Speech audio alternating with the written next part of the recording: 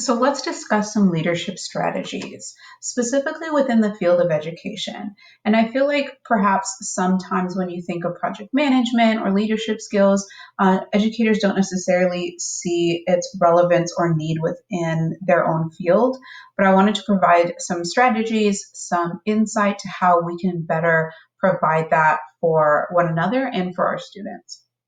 So Larson 2020 states a highly visible interactive management style not only is essential to building and sustaining cooperative relationships, but also allows project managers to utilize their most powerful leadership tool, which is their own behavior. And I find this to be specifically relevant within educators because we are role models for our students, and it's important to provide them with opportunity to learn from us, not only from the content, but also from the different strategies we implement in the classroom. And Educational Foundation Project Management Institute, it kind of further explains this evolving transformation of education and the need for us as educators to provide students with those essential skills to tackle on those different obstacles that they have in their own, whether it be personal, social lives, to be successful.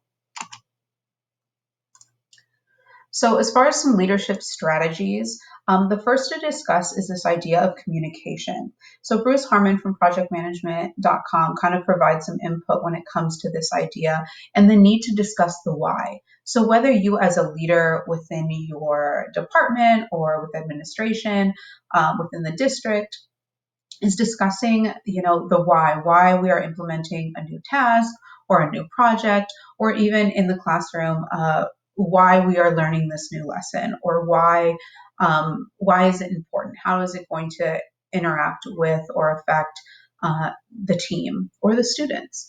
And having that conversation, that honest discussion kind of creates that enthusiasm, answering any initial questions and really having that buy-in from either the students or the team.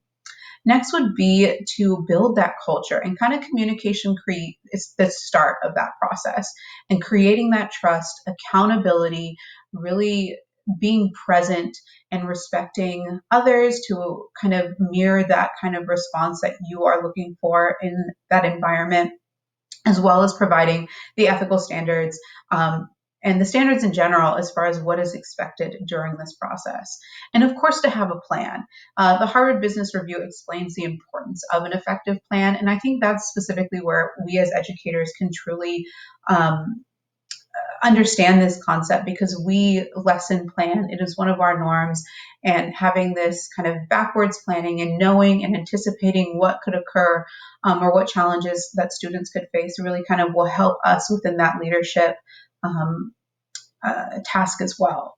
And while you are kind of creating that plan, while you are implementing that plan, being able to kind of take a step back, reflect, review, and adapt, which is also part of educators as well. If something's not working or if something went wrong, what can we do to fix it and keep going with our progress?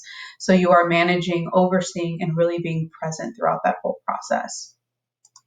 So to kind of wrap up here, to really just ensure that communication is present and it's initiated from the beginning, but also present throughout the entire process, and encouraging that communication, that level of respect.